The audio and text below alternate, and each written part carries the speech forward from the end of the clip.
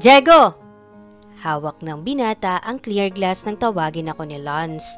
Kamuntikan ko pa siyang hindi makilala nang magpatay-sindi ang ilaw sa kabuuan ng lugar. Isa siya sa mga kaibigan ko sa industriya ng negosyo. Hanggang doon lang, mahirap na magtiwala. Lance, I thought you're on America for vacation. I didn't expect to see you here. Well, nakibit balikat ang lalaki, tila sinasabi na maniwala ako na narito siya. I saw a girl with you. Oh, there she is. Nilingon ko kung saan siya nakatanaw. Kay Camille? She's not Mara, right? Who is she? Nakataas ang kilay na tanong nito habang nakangiti. Nangunot ang noo ko. Napakatinik kasi ng taong ito pagdating sa mga babae. At kapag nagtanong siya sa isang bagay ay gusto niya itong mapa sa kanya. Mind your own business, Lance. Nakangising saad ko. Ayaw kong ipahalata ang tunay na nararamdaman ko. It's annoying. Parang siya lang ang nakikita kong maganda dito sa party. Wala kasi ang fiancé mo. Natatawang wika nito. I know that she's a personal maid of your father. Name your price and I'll give it to you. Naitikom ko ang kamay ko ng palihim. Nanggigigil talaga ako sa lalaking ito. Wala na yata akong pakialam kahit kilala akong tao, basta masuntok ko lamang ito sa harap ko. But before that, would you mind if I ask her about a night date? Go away, Lance. Tumigil ka dahil wala kang mapapala sa kanya. Hindi ko na mapigil ang inis sa tono ko. Ito na nga ba ang sinasabi ko? Kaya hindi ako nag-imbita ng mga kaibigan ay dahil kay Camille. Tiyak na maraming kalalakihan ang mabibighani sa kanya at hindi nga ako nagkamali. Pati iyong Rico ay narito din. Kapag may lumabas pa riyan sa bibig mo, I swear, hindi mo magugustuhan ang gagawin ko. Nagmarcha ako palayo, baka hindi ko mapigil ang sarili ko at mabugbog ko sa Lance. Sinira niya ang mood ko. Kahit yata ngitian ako ng mga naglalakihang investors ng company ko ay hindi ko nagawang ngumiti. Lumabas si Daddy sa entrada ng mansyon at nagsalita. Hindi ko siya masyado pinakinggan dahil nawala na talaga ang magandang timpla ko. Nakailang bote na din ako ng alak. Ang mabuti pa yata ay bumalik ako kay Camille. Nilinga ko ang mata ko para hanapin si Camille pero bigo ako. Napatayo ako sa kinauupuan ko, binitiwan ko ang baso na hawak ko saka ako malalaking humakbang. Kainis! Bakit kinakabahan ako? Pasaway ka talaga, Lance. Masasaktan ka talaga sa akin. Melinda! Malakas na tawag ko. Nalalaki ang mga mata niya nang luminon ako. Where is she? Sino po? Kabang saad ng kasambahay. Kainis! Sino pa bang hahanapin ko bukod kay Camille? Ha? Pumasok po siya sa loob. Inaantok daw po. Nagtatatakbo ko papasok sa mansyon. Kainis, Camille! You're making me nervous. Nagtatatakbo pa ako patungo sa kusina para silipin kung naroon siya sa kwarto niya. Binuksan ko ang ilaw. Ngunit wala ito roon. Nagtatatakbo na naman ako paakyat sa hagdan. Nararamdaman ko ang pagguhit ng pawis ko sa gilid ng pisngi ko. Kapag wala pa siya dito, ay masasaktan ko talaga yung Lance na yun. Nasabi ko bago ko pihitin ang doorknob ko. And great! Nakahinga ako ng maluwag nang makitang natutulog si Camille sa kama ko. Pulang-pula ang paa niya, siguro ay dahil sa heels na suot niya. Napangiti ako ng bahagya. Lumapit ako saka nahiga sa tabi ng dalaga. Ngayon ko lamang naramdaman ang epekto ng alak sa katawan ko. Hinaplos ko ang pisngi niya kaya gumalaw siya ng bahagya. Nang magdilat siya ay nagsalubong ang paningin namin. Napaatras siya nang mapagtanto niya kung sino ang nasa paningin niya ngayon. Sir Diego? Anong ginagawa niyo dito? Tanong niya. I just checking kung tulog ka na. Nakangiting saad ko. Tsaka, inaantok din ako. Paano yung party mo? Ano ka ba? Lilipas naman yun kahit nandito ako. Ano? Doon na ako sa kwarto ko. Tumayo ang dalaga pero pinigil ko ang braso niya. Tabihan mo ko. Napakurap-kurap siya, siguro ay nagulat siya sa sinabi ko. Sir? Hindi naman po pwedeng ganun. Ikakasal na po kayo. Kalmadong saad ng dalaga ngunit naroon ang pagdepensa. Kahit ngayon lang. After nito, lalayo na ako, pangako. Hindi ko siya pinasalita at mabilis ko siyang niyakap pabalik sa tabi ko. Naaamoy ko ang pabango niya at talagang nagdudulot iyon ng kakaibang pakiramdam sa akin. Ano ba, Diego? Alam kong mali ito. Hindi ko siya dapat ipagdamot sa iba pero ang isipin na may makakasama siyang ibang lalaki sa araw-araw ay tila nasasaktan ako. Paano ko iaatras ang kasal ko? Gayong kasunduan iyon 20 years ago sa pagitan ng aming pamilya. Pumayag ako na magpakasal dahil hindi ko alam na makakakilala ko ng kagaya ni Camille. Nagising ang dalaga sa taglay na sikat ng araw na tumatama sa mata ko. Pipihit sana ako pero hindi ako makagalaw. Nang idilat ko ang mata ko ay kaagad na huminto ang mata ko sa braso na nakayakap sa tiyan ko. Iniangat ko ang paningin ko. Bumungad ang maamong mukha ni Sir Diego sa harap ko. Ang gwapo niya. Ang gwapo-gwapo. Nakalinya ang makapal na kilay niya. Dumapo ang mata ko sa matangos ng ilong. Huminto ang mata ko sa mapulang labi niya. Napalunok ako. Ang pula. Iyan yung labi na humalik sa akin. Maganda ba ang view?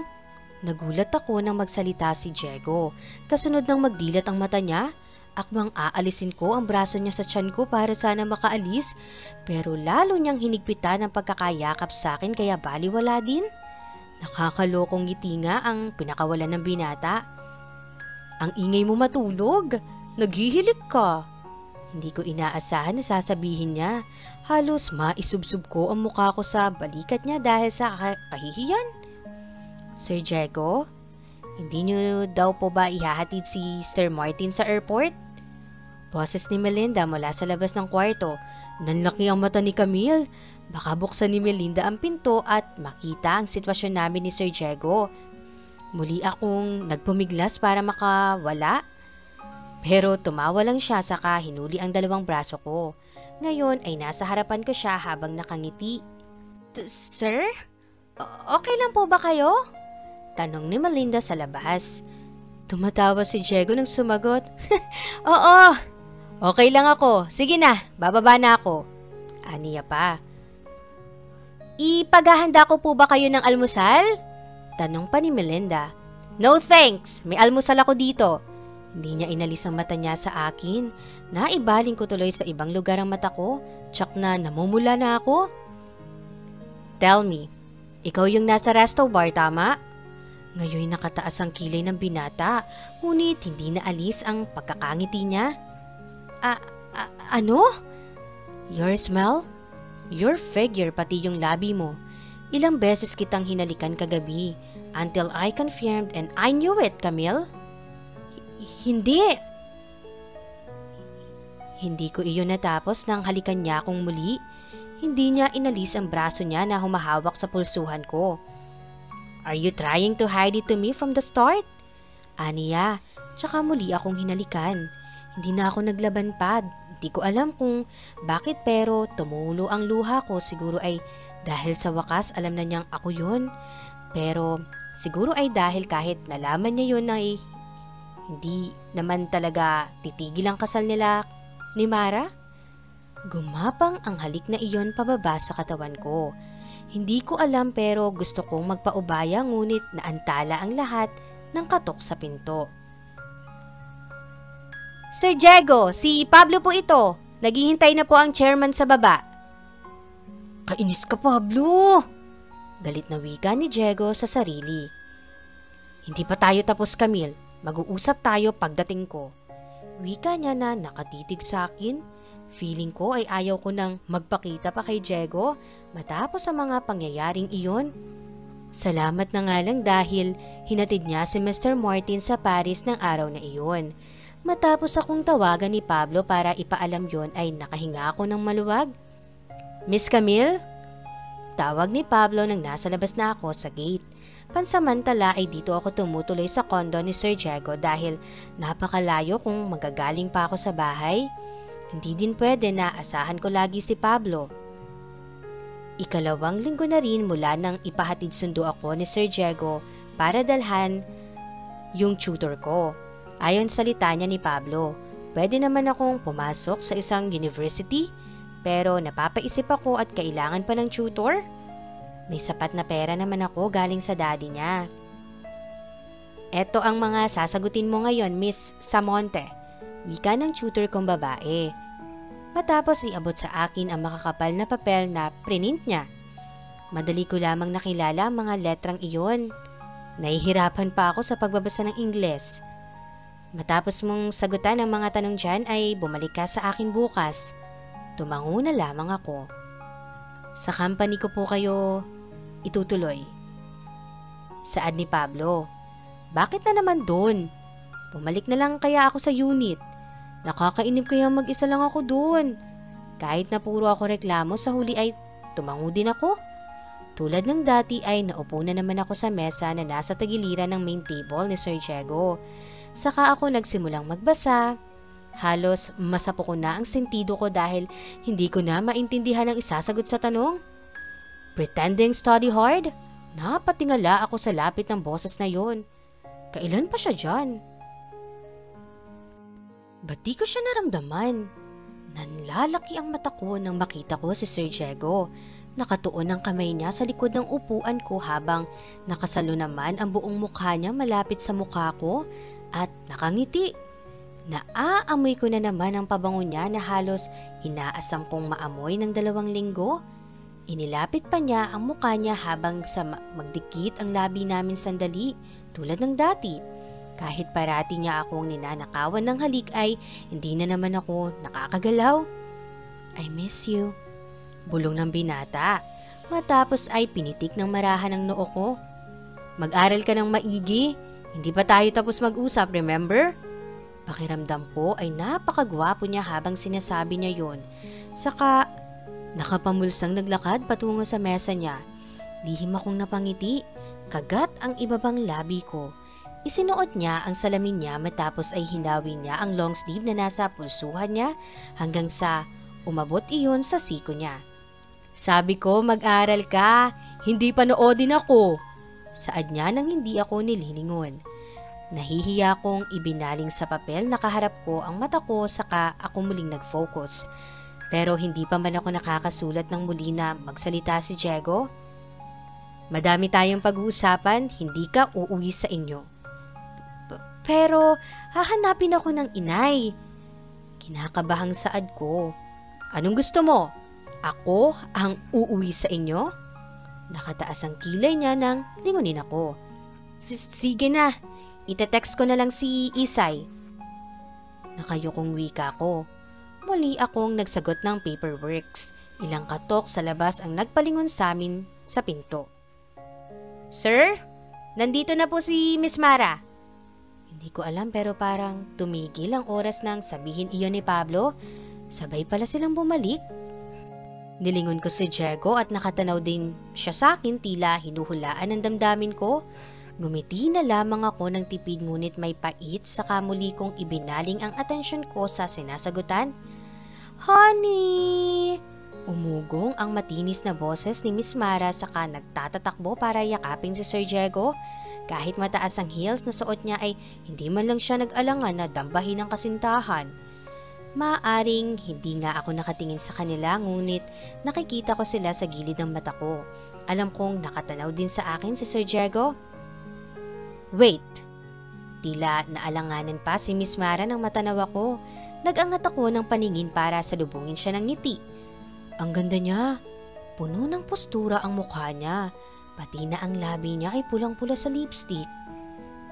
Siya yung binili ni Tito? Napakasosyal niyang magsalita ng Tagalog. Binilin saan?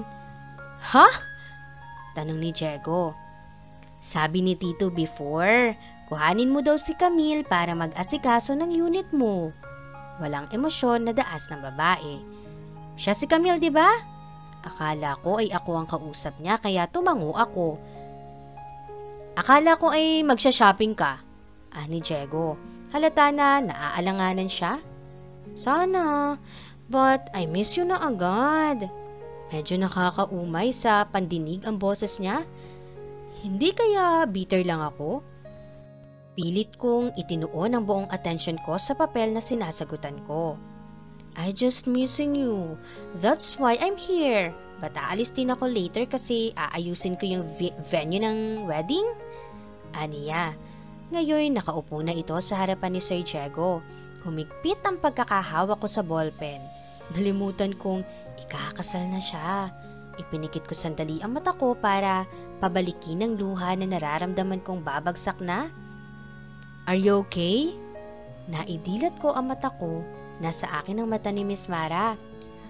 Your tears! Itinuro niya ang gilid ng pisngi niya. Tinutukoy ang pisngi ko. Pinahid ko yon at basa nga. Anong sasabihin ko? Tumama ang mata ko kay Sir Diego.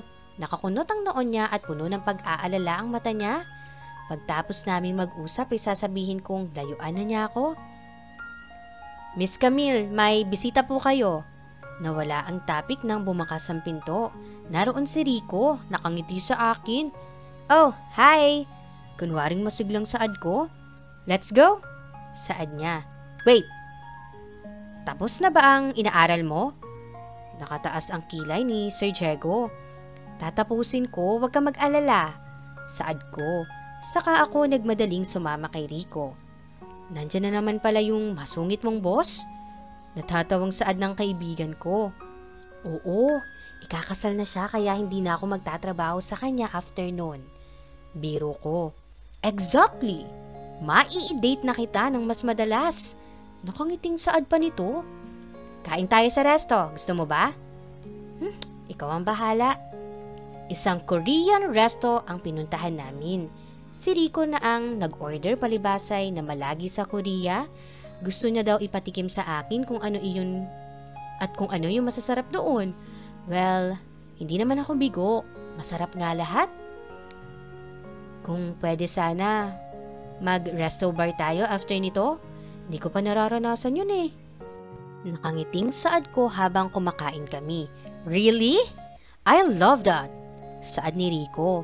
Malalakas na speaker ang bungad sa amin ng pagpasok sa aming mamahaling resto bar. Ang lahat ay sumasayaw at sumasabay sa bawat bitaw ng beat. Sayaw tayo? Anya-anya rin Rico. Napangiti na lamang ako saka umiling. Oh, nag-aya ka dito kaya hindi pwede na hindi ka iinom. Inabot sa akin ni Rico ang isang bote ng alak. Nagtungo si Rico sa crowd at nakisayaw habang ako ay tawa lang ng tawa sa kanya. Nagsimula ko na ring inumin alak at halos malukot ang mukha ko. Menthol kasi ang flavor. May kaunting pait pero maanghang at malamig sa lalamunan yung lasa ng alak. Tinungga ko yun hanggang sa maubos. Kahit paano ay nalilibang ako pero sumasakit ang puso ko kapag naiisip kong ikakasal na si Diego. Bakit ba kasi ang rupok ko? Nahulog ako agad sa kanya. Tumayo ako para hanapin ang CR. Paliko na ako nang may pumigil sa braso ko. Nagulat na naman ako nang isandal ako ng taong ito sa pader sa kanya ako hinalikan. Napapikit ako kasabay ng pag-agos ng luha ko. Si Diego to. Alam ko. I hate seeing you from another guy, Camille. It's making me crazy. Nang harapin niya ako ay hindi ako makapaniwala, nabasa at luhaan ang mata niya. Pero bakit? Ba't siya iiyak ikakasal na nga siya? Hindi ako nakapagtanong nang hatakin niya ako palabas ng resto bar. Isinakay niya ako sa kotse niya. Ano pang ginagawa mo? Baka magalit si Miss Mara. Camille, sakin ka lang. Galit na galit ang mata ni Diego nang sandali akong lingunin. Masasaktan kong Rico na yun kapag nalaman kong dinala kanya ulit sa resto bar. Seryoso na wika pa ni Diego. Ikakasal ka na. Namasa ang mata ko. Kaya hindi mo ko pwedeng ipagdamot. Naibaba ko ang ulo ko hanggang sa pumatak ang luha sa kamay ko. Sandaling itinigil ni Diego ang kotse. Iginilid pa nga niya ito. Ano ba, Camille? Kaya kong itigil ang kasal ko. Wika nito na seryosong nakatingin sa akin. At dito na po nagtatapos ang kabanata ng ating kwento. Maraming salamat po.